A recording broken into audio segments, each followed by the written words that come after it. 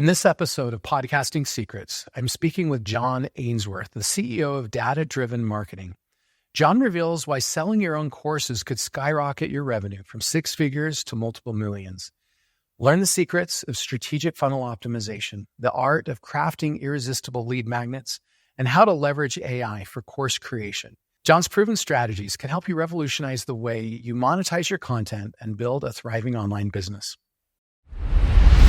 Hello, incurable creators. I'm excited to bring you some bonus episodes featuring exclusive interviews from the 2023 PodUp Virtual Podcasting Summit. Each Thursday for months, you're going to hear interviews from a diverse range of podcasting and marketing experts. My hope is these repurposed interviews will inspire you with new ideas and insights to take your podcast to the next level. And of course, remember to listen every Tuesday for our regular episodes of Podcasting Secrets as well. Now, let's dive into today's bonus interview from PodUp's 2013 Podcasting Summit. Hello, I'm Nathan Gwilliam, the CEO of PodUp and your host for the Podcasting Summit. Thanks for joining us for this interview with John Ainsworth. John is the CEO of Data-Driven Marketing. They focus on helping online course creators to increase their revenue by as much as 486% through a system they called strategic funnel optimization. He's been building funnels for more than 20 years, and he's a digital nomad much of the time. We're going to address that as we get into this interview here with John. Thank you so much for joining us today, John. Well, thanks so much for having me on. This is great. So, John, can you start off by telling us a little bit more about why podcasters would want a course? If you've got an audience and the way that you're making money from that audience is promoting other people's stuff or having ads run, then you're missing out on like the vast majority of the money that you can be making from the business. And we see this like all the time, right? If you then switch that to starting to make money from selling your own thing, your own course, then there's a whole alignment here, right? So you've got all of your audience already trust you. They're like learning from you. So then to move to buying a course from you is a really, really good fit. So I'll give you an example. We got a client who she was running a YouTube channel and she had a big audience on there and she was making decent money from it, right? She was making she had sponsorship, she had ads running, all this kind of thing. And she started selling courses. She hadn't kind of realized before that this was like an area to focus on and start it.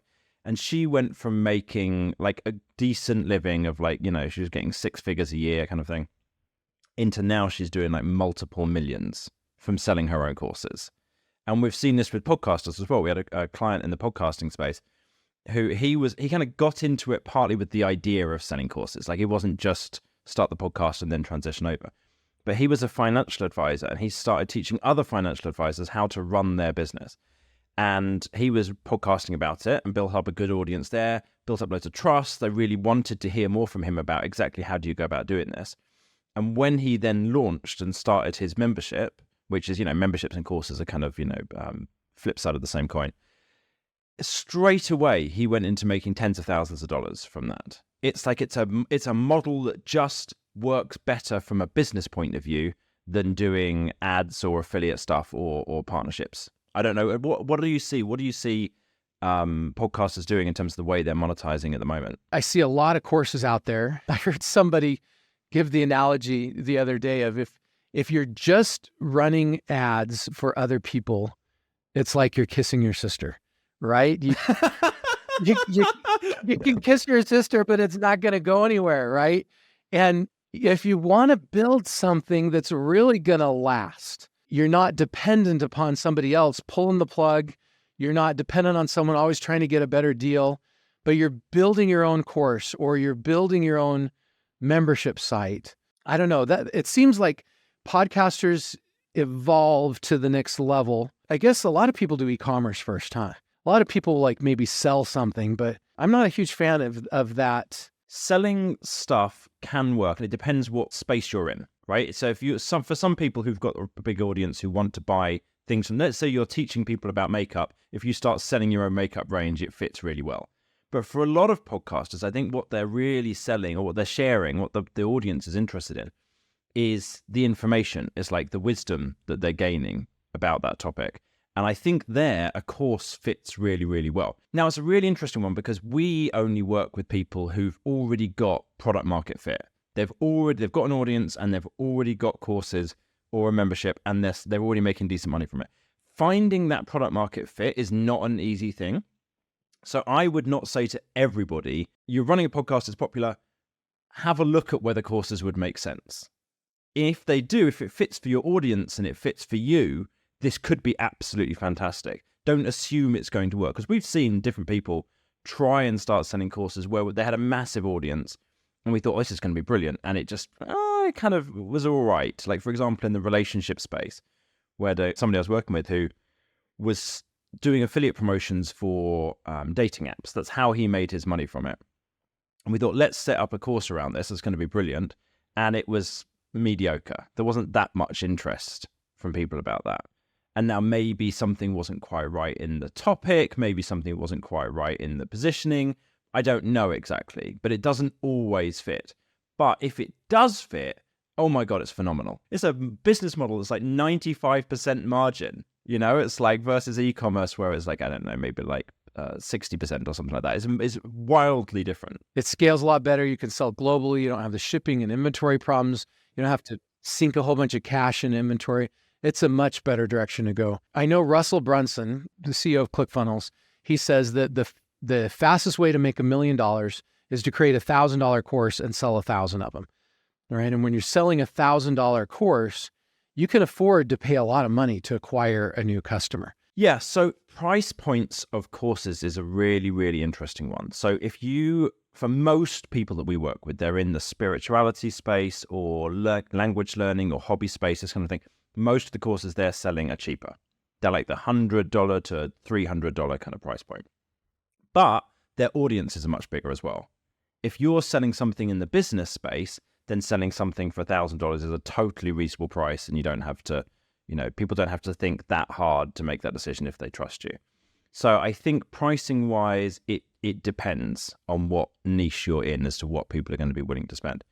But yeah, I mean, I think the course space is a fantastic one for actually building a really, really big profitable business. Let's go back to this conversation about courses and membership sites. And you talked about how they're two sides of the same coin. And in many ways they are.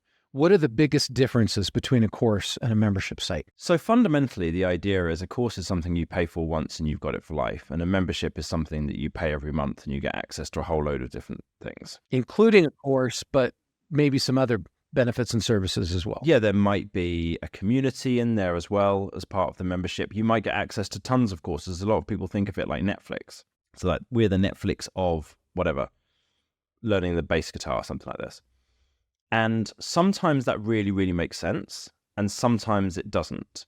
And I wouldn't say that we're the experts in figuring out which one to go with. We tend to work with people once they've already got something up and running.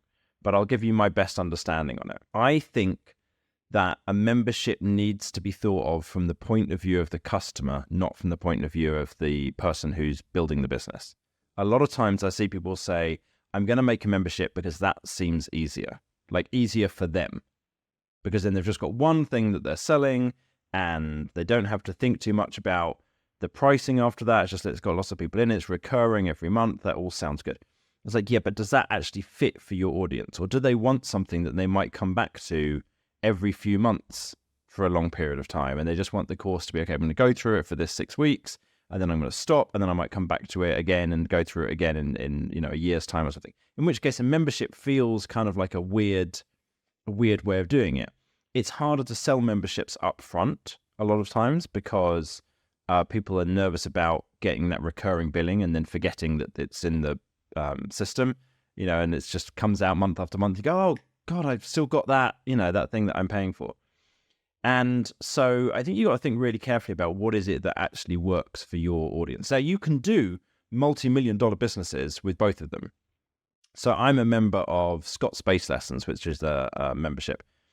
And it's unlimited. It's all these courses, like dozens and dozens of different courses about learning the bass. And it really makes sense for me because every week I'm going through a different course, a different set of instructions. Like, okay, now we're going to learn arpeggios. Now we're going to learn chords. Now we're going to do this beginner lessons over here. And so that fits really, really well. But then I see other places where people try it and it's just, it doesn't fit as well for their audience. I think if you've got like an ongoing learning process, or you've got a community part of it, then a membership can work really well. So basically, if you're an entrepreneur and you want to build recurring revenue and a longer term revenue stream, maybe less money up front and more recurring, you might look at the membership option. If you're looking for more money up front, you might look at the courses option. Are there any other reasons why you might go one way or the other? No, I think that's covers it from an internal point of view, from looking at it from what you want to have. But I think you've just got to start with what does the audience want, because life is easier when you're selling something that the audience wants. If you're trying to get someone to buy the thing that you want them to buy versus what they want to buy, it's just like, it's night and day. Ask them what they want and then give it to them. John, what are your secrets and strategies for creating a great course? Okay, so in order to create a great course, what you really need to do, I think that if you're going to really take it seriously, is work with an instructional designer. So an instructional designer is a person who helps you to plan out the whole curriculum for the course, what resources should be included, exactly what steps you need to get the learner to go through, all the way from when they first get started to achieving the dream outcome. You need to define what that dream outcome is. You have to figure out all the steps in between. We don't work with people on creating courses. What we'll do is we'll always point people to one of these instructional designers. So Mariana Pena is somebody who we often point our clients to. And I was talking recently with Lucy, who's a client of ours, and she had made her courses on her own before. And then she started working with Mariana, and she was just blown away by how much support she was getting, how much better the process was, how much easier it was to be able to work through and put the whole thing together. And that's like a kind of 6 to 12 week process. If you're doing it yourself, I've got a podcast episode where I interviewed Mariana and kind of went through exactly what all of the steps are. It's on the art of selling online courses. But I'm not an expert in it, and I wouldn't want to pretend to be. Okay, so let's say we've worked with an instructional designer, or we've built it internally. We now have a course created and online. What are the next steps we should take to monetize that course? So there's 3 parts to selling courses to your audience. The first step is you want to get people from the audience into your email list. Second stage is to then run promotions to your email list. And the third part is how are you going to increase the average revenue from each student. So if you're trying to get people onto your email list from your podcast, then the thing to use is a lead magnet. And so a lead magnet is basically a free resource that somebody can access as long as they sign up and they give you their email address. And what we're looking for here is something that is solving a really specific problem for them, something that has got high value, but has got easy for them to consume it. They don't have to take a course, they don't have to read an ebook, they get something straight away they can access and just use. So for example, we've got a client who is in the digital painting space called Paintable. And Paintable gave away free digital brushes. So if you're using Photoshop and you want to be able to go in and do your digital painting, you can use their brushes and you can use them straight away. You don't have to take any training to learn how to do it. You just got that immediately. Other things that can work really well might be checklists or templates or swipe files, or if it's in the business space, maybe a spreadsheet that's going to do it some for them, some kind of a tool they can access. So some kind of lead magnet to be able to get people onto your email list, and promoting that regularly, like every episode that you can, promote that lead magnet so that people are constantly joining up and signing up to your email list. So that's step number 1, is every time you publish, every time you reach out, promote a lead magnet with the intent of getting people to sign up for your list. What's step number 2? So step 2 is then to run regular email promotions. So if you've got a few different courses, then every month you're going to be running a different email promotion, promoting a different one of the courses. So I was sat around with a friend of mine, Shona, and we're sat in a bar in central London. It's in the Royal Academy of the Arts, which is a very fancy building in Piccadilly. And she was quite reticent about sending out these email promotions. And so we sat down and looked at how could we manage to make it so that she would feel comfortable about doing it. And what I found was that the main thing that was stopping her from wanting to send them out was the feeling that she would be considered spammy or salesy by the people on her email list. She'd kind of built up this relationship. She didn't want them to think that she was just in it for the money. She didn't want them to feel like it was salesy. And so what we did, and this is like a really simple starting point. This isn't the perfect version of an email campaign, but it's a really simple starting point, was for a week, she would send out emails Monday through Friday. And in every email, she would put a useful tip from in her course. So she's selling courses about learning languages. She's teaching grammar. And so she would take a little tip from in her grammar course and she would put that into the email. So it's useful content. Everybody's happy. They're getting content for free. This is fantastic. And she would then top and tail that with a reminder that the course was on sale that week. And so therefore they could get that for 30% off.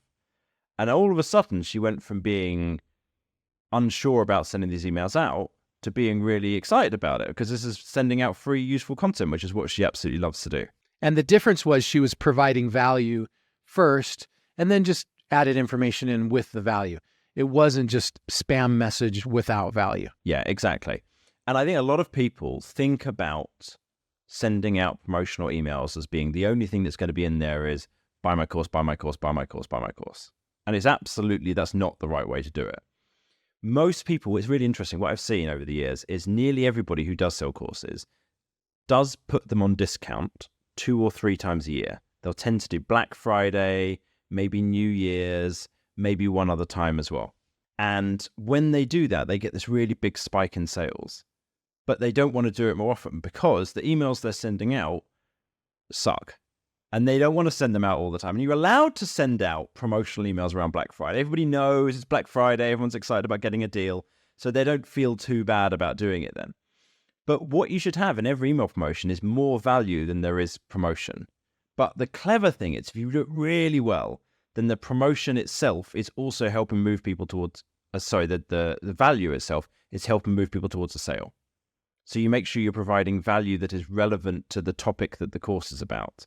And there's a part of an email sequence that we run called Pain Agitation Solution. And so the pain section is you're talking to people about their current situation, about what's going on with them right now, what's up. And you're showing empathy and you're showing you understand exactly where they are. And what you're actually doing in that email is you're helping them to understand their own situation and their own problem better. The agitation one is about them bringing that more to life and like taking that pain and saying, right, what might that mean for you in the future? Where's that going to mean that you're going to end up if you just keep going with the current state? And the point of that is not just you're not trying to make them feel bad about the situation. You're trying to help them understand how the world works in relation to whatever it is your course is about, dog training, learning the guitar, what have you. If you keep going in this way, this is what's going to happen. And we had a client who went through this and this was their situation before they decided to sort this out. And then the solution email is about showing them, here is something specific that you can do to make this better. Like a tip. You're giving them a short, useful thing that they can actually implement. And woven into that is, and if you want to get the full course, it's going to allow you to be able to solve this properly, you can get it 30% off this week. But all of those 3 emails are in and of themselves actually useful. They're actually providing value to people as well. Today's episode of Podcasting Secrets is sponsored by PodUp, the ultimate podcasting platform. As podcasters, we're always looking for ways to simplify our workflows, grow our reach, and make more money. What if I told you that there's a tool that combines more than 35 essential podcasting features into one platform? That's exactly what PodUp offers, and it's transforming how we create, grow, monetize, publish, syndicate, and do so many other things with our podcasting content. From recording and editing to website building and audience engagement, PodUp covers virtually the entire podcasting process. What sets PodUp apart is its focus on growth and monetization. The platform includes AI-powered features that help you save time on tasks like creating short video clips and transcribing episodes. It also offers tools for guest management, content syndication, and email list building, all accessible from one centralized dashboard. For those of you looking to turn your podcast into a revenue stream, PodUp provides integrated monetization tools that help you market products, courses, and services directly to your audience. What's even better is that with PodUp, you don't have to waste time and money switching between multiple softwares to produce your podcast. With PodUp, you get all 35 modules within one fully integrated platform and for a fraction of the cost. If you're interested in simplifying your podcast workflow while expanding your reach and making some money while you're at it, check out podup.com.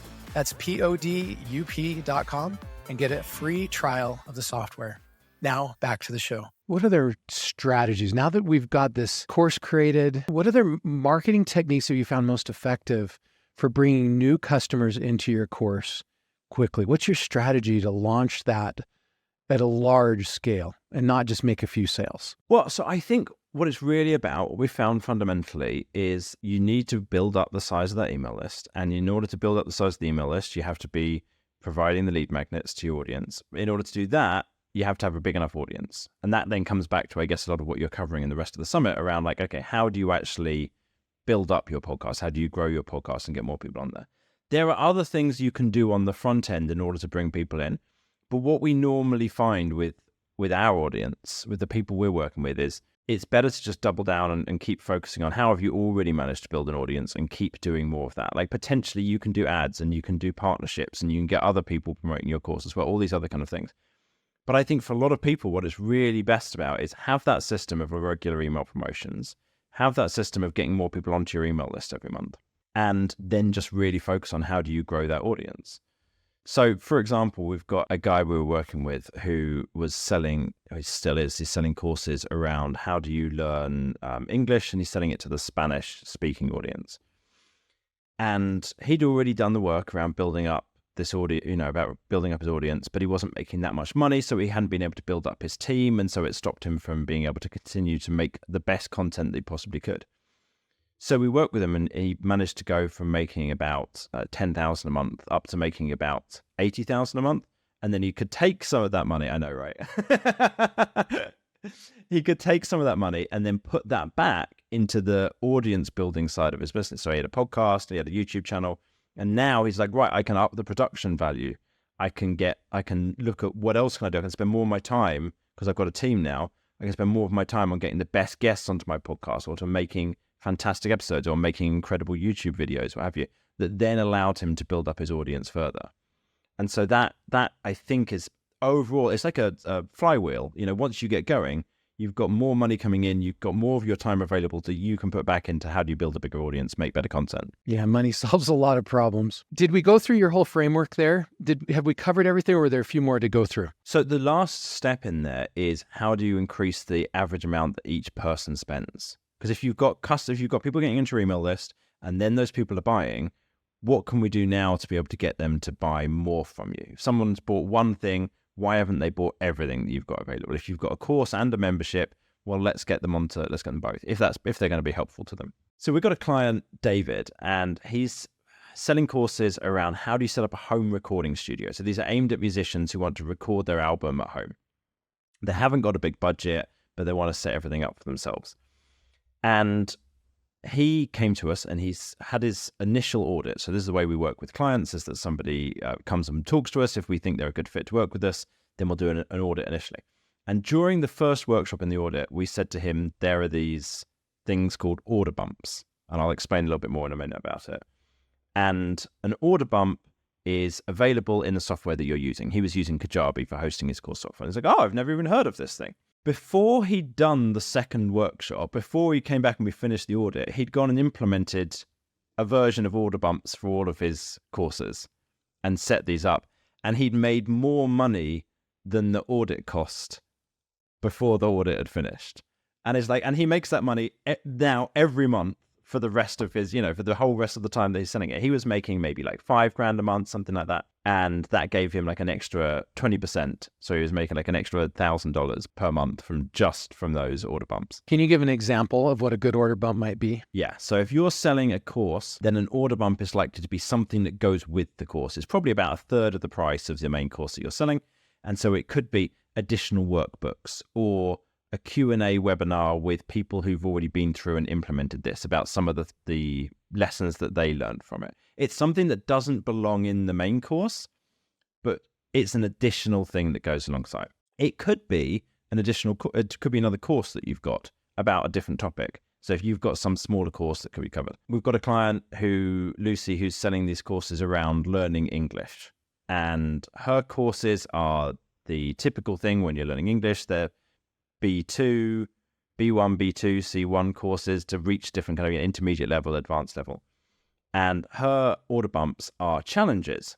So you can get these challenges where every month, every day of the month, you're going to get another email that comes through with something for you to do that day, another exercise, another thing to work through. So it's something that's not an integral part of the course, but it goes alongside it. What I find with most people, if they've already got courses, is that they've already produced a whole bunch of different things over the years. And it's best that the best thing to do is not go and create the perfect order bump, but just take something that you've got and go and implement it. And just for clarity, an order bump is basically when someone is checking out, they're on the checkout page, they're putting credit card details in, there's like a tick box on that page, and someone can tick that and add this additional product to their order. And between 20 and 50% of people will typically add what you've got there to the order. They trust that you've added something that's relevant, and they're going to just add that in because they're in the buying kind of mindset. So, John, what are the biggest mistakes that a podcaster might make in creating and monetizing a course? Biggest thing that I see again and again is if somebody is successfully building an audience and they're successfully making great courses, the biggest mistake I see them make is then think that should be enough. I should be able to just have those two things and not need the whole process in the middle. I shouldn't need to have sales funnels and email promotions and all this kind of thing. But that's like, it's like the third leg of a stool. If you don't have all three things, then it starts to fall down. Now, if your courses suck, then solve that first. If you haven't managed to build an audience yet, I would focus on that first. But if you've got those two things, then the third one is, well, how do you actually get the audience to go and buy the courses? What strategies or tips do you have for us on packages and pricing? So pricing, I think, is a really interesting question. Most people price their courses too cheap. That's what I see most often. And I think it comes from a fear of rejection, and also because some people complain and say, well, I can't afford that thing. But if someone can't afford it, the point is you've got all this free content you're giving away. That's what's available for free. That doesn't mean your courses have to be super cheap. You need to look at what is it that is going to fit within your market. So if you're selling courses in the hobby space or spirituality or learning a language, you're probably going to be selling something relatively cheap. So we're talking there somewhere between the absolute lowest end of anything that you've got available will be $37. The normal kind of course might be somewhere between $99 and $199, and then your absolute like top of the range bundle of everything might be about $500. But if you're selling something in the business space, then your probably starting point is somewhere around $500, and your most expensive thing might be $10,000 or $20,000 or something like that. And I wouldn't have that as like a front end offer, but you might have a mastermind, or you might have something else that kind of sits behind it. Let's talk about engagement for a second. I know with some courses, a lot of people buy them and sign up for them and never complete the courses. Do you have any strategies for us about how we can get better engagement with our students? Yeah, so I think there's a few parts to it. One is that you need to have a really clear understanding from the absolute beginning of what is it that you're trying to achieve. What is your audience trying to achieve? So I'm going to go back slightly. I said earlier I wasn't going to go into the details of how to make a great course, but it's like, here's some of the tips, here's some of the things that are important to focus on. You have to understand what is their current state when they're starting, and what state are they trying to get into? What are they trying to achieve? How is their life going to be different? And then everything within what you put together is aimed at moving them from one stage to the next. And instead of what I see sometimes people do when they're making a course, is just put in a load of useful information or a load of stuff that could be relevant to people. And it's almost like they're trying to deliver too much information in order to make up for the fact that they feel a little bit insecure about themselves or as a teacher or something like that. So if you know what the starting point is and where exactly they want to get to, you can make sure that everything that you put together solves the problems that they're going to face. And what you need to do there is really understand exactly what stuff is going to come up for them. And I think a big part of the reason why people don't finish courses is because it isn't actually moving them towards that dream outcome. They're excited about it. They were willing to spend the money on it. And then as they're going through it, it's like there's problems or there's parts that are missing in that process. The more that you can do to make that process easy for them, if you've ever gone through $100 Million Offer, the Alex Hormozi book? No, I haven't. So it's a great book about how do you make an offer just absolutely incredible? How do you make something so good that people feel crazy saying no? And as part of that, one of the things he really recommends doing is look at all of the places where people fail and what can you do to try and deal with that? Because as an expert, some things might seem really obvious to you. You know, you teach somebody how to do something, you're like, okay, then now they're going to do it. But it's like, it's still difficult for them. What can you make in terms of templates, resources to make that process easier for them? So that's like some tips around how do you make the actual course process better to make it easier for people to get through it. From a marketing point of view, the thing that we help people put together is a consumption sequence. So you have a series of emails that go out that's reminding people, right, now it's day 6, you should be up to this point. This is the thing to go through next, and kind of just getting them back on course if they ever drop off. If you are selling a more expensive program, you might have like group coaching or something that goes with it as well. Then it starts to get easier to like really take people through the whole process and deal with wherever they go wrong. But if you don't have that, you're just having a do-it-yourself course. It's really important to just keep trying to get them back on track and make sure it's as easy as possible for them to succeed and achieve the outcome they want. So, John, how does AI play a role in course creation and marketing? One of the things that takes people the most time when they are trying to set up their funnels, set up their email marketing, is the writing part of it. How do you actually write great copy for the sales page? How do you write a great headline, writing content for in the emails, etc.? And we have started using ChatGPT in the copywriting process. It's like a copywriting assistant, and it writes all the first drafts for us. So I'll kind of talk you through what part of the process is. So first of all, you need to understand, the AI has to understand who your audience is. And so you have to tell it all about your audience, and this is what they like, and this is why they're interested in this topic, and this is their current situation, and give them all that information. And then you need to tell it, this is what we're trying to achieve. We're trying to write a series of emails that are going to do X, Y, and Z. So we're going to have a pain one, an agitation one, a solution one. If you go back in the episode and find what I said about what was in each of those, tell it we want to cover these different points. Here's testimonials we've got, here's case studies we've got, etc. And it will start to put together a version of those emails for you. But ChatGPT is somewhat limited because it doesn't understand the overall strategy of this. And you're having to kind of go back through this episode and try and make sense of it yourself. So what we did is we built our own AI coach. So it's based on all of the coaching that we do for our clients. We've taken all of the transcripts of the all of the different coaching we've ever done and got it transcribed, and then taken that transcript and used that to train an AI in what is the strategies that you should be using, what is the content of the different emails you should be using, your email promotions, etc., to make it really, really easy for people who don't work with us to be able to still access all of that information and get that support, like that kind of assistant support to get this done. If anybody wants to access that, you can go to datadrivenmarketing.ai, and it's free to access. John, thank you for sharing so much time and wisdom with us today. If our audience has enjoyed what they've heard or watched, and they want to learn more about you and your products and services, what are the best ways for them to do that? Yeah, so the way that we work is we work with course creators or membership site owners who are already doing 6 figures a year, who've already built an audience, and we help them then to 2 to 5 times their revenue, sometimes way past that. And what we mostly do, the great thing with this is that we do that based on results. So we get paid based on results. So if somebody's interested in finding out about that and wants to work with us, then they can go to datadrivenmarketing.co and click on book a call up at the top, and it's going to give you a form, and then you'll be able to find out. You can basically apply to work with us, and it's going to give you details of whether you are going to be a good fit. And if you are, then we can have a call about it. And for those of you that are watching or listening in, if you have not yet taken a look at the VIP Summit upgrade, please click on the button below this video and learn more about the super cool bonuses that you can get at absolutely no charge. Thank you very much, and we wish you success as you roll out and grow the monetization of your courses. And here are my key takeaways from this episode. Number 1, creating and selling your own courses can be significant and more profitable for podcasters than relying on ads or affiliate marketing. Number 2, courses and memberships are 2 sides of the same coin, but the choice between them should be based on what best serves your audience's needs. Number 3, working with an instructional designer can greatly improve the quality and effectiveness of your course. Number 4, a 3-part strategy for monetizing courses includes getting people onto your email list, running regular email promotions, and increasing average revenue per student. Number 5, lead magnets are crucial for converting podcast listeners into email subscribers. They should solve a specific problem and be easy to consume.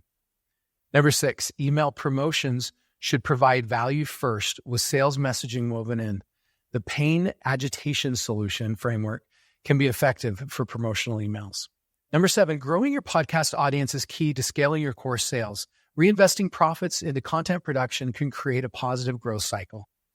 Number 8, course bumps can significantly increase revenue by offering complimentary products at checkout.